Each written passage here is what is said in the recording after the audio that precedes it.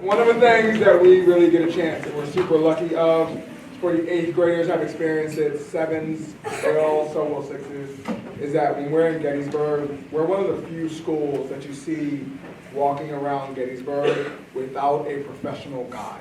We're really lucky because Mr. Hinds is our professional guide. And we're lucky that he's going to spend some time with us just talking about some of that history and why it's important. So, Thanks, a treat. Thank you. Thank you. And April of 1865 is one of the most important months in American history. So I know that you hopefully read that little blog. I would love to throw out some ideas as to what happened in that one month. On April 15th, which happens to be my birthday, Abraham Lincoln dies. 7:22 a.m. Very good. I'm sorry that happens to be on your birthday. You know, that's... Lee surrenders to Grant. How was Grant with that surrender? He let the soldiers go back to their homes, and all they had to do was give up their weapons. Yes. Are you kidding me? 4 days? How are these men fed? The South had no food for a week.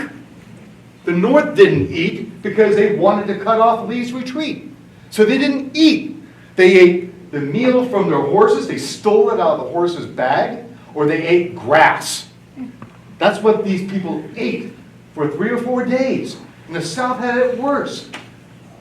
But you see how magnanimous Grant is? He feeds every Southern soldier for nearly a week so they can then go home. Go home.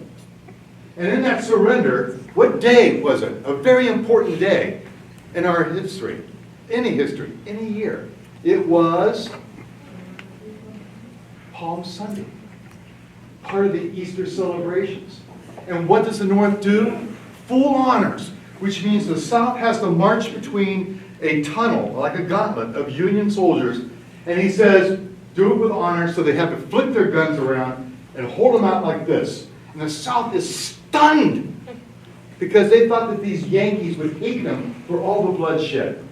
And the Southern General Gordon, who accepts the terms, he rears his head up, takes his sword saber, brings it down to his left toe, brings it back up to his head, and gives a salute to the Union. Honor meeting honor. We are now one. What did some of the Southerners want to do with Robert E. Lee? What did they expect from him? Yeah?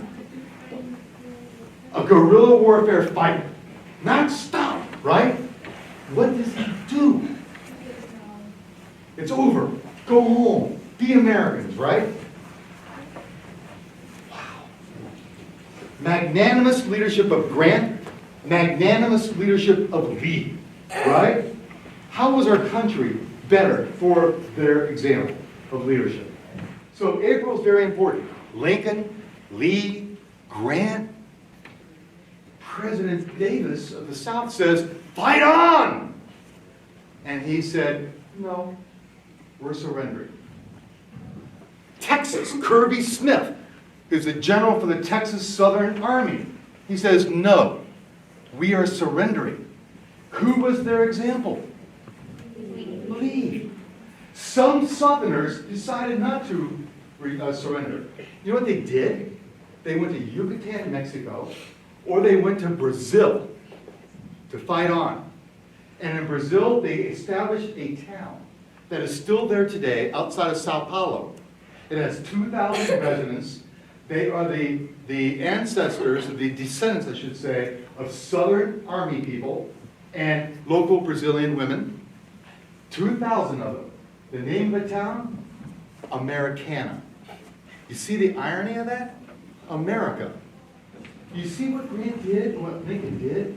They allowed the South to come back into the country, didn't they? That war was so important to these families that Vicksburg, Mississippi does not celebrate July 4th until 1964. 100 years after the Civil War, because they were so embittered by the Civil War. It's still being fought in that way in parts of this country today. What else did that April 1865 mean?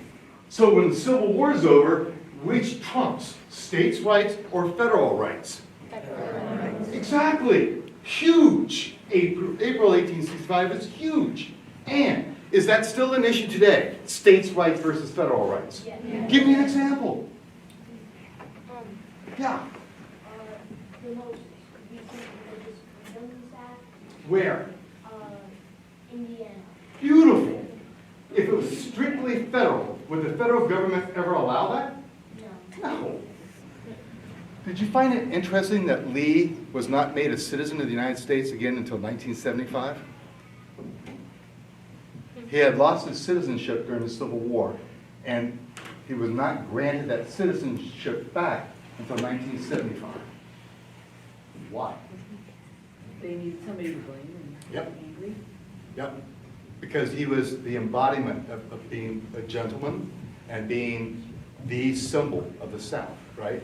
They almost made him into a what in the South? Like a god. Like a god. He was actually killed because what did Lincoln want the freed Southern blacks in particular to have after the war was over? He wanted them to have the equal rights as any American. Right. Citizenship. Citizenship, okay? That was a threat to Booth, all right?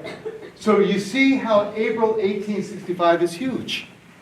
It changes how we look at our Constitution. We're no longer articles of confederation. We believe in the Constitution. The federal government gains control over states' rights.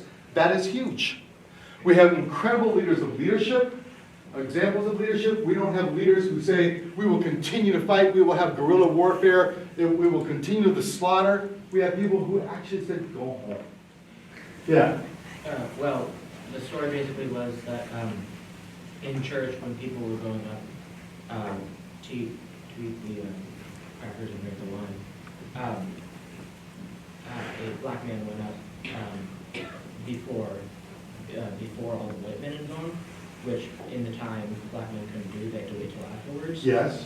And he went and he bowed on his knees to receive, and it was silent, and the pastor didn't know what to do. But Robert E. Lee then came up and he knelt beside him. That's leadership. Yeah. Did Robert E. Lee make a speech? No. Did he say something out loud at all? No.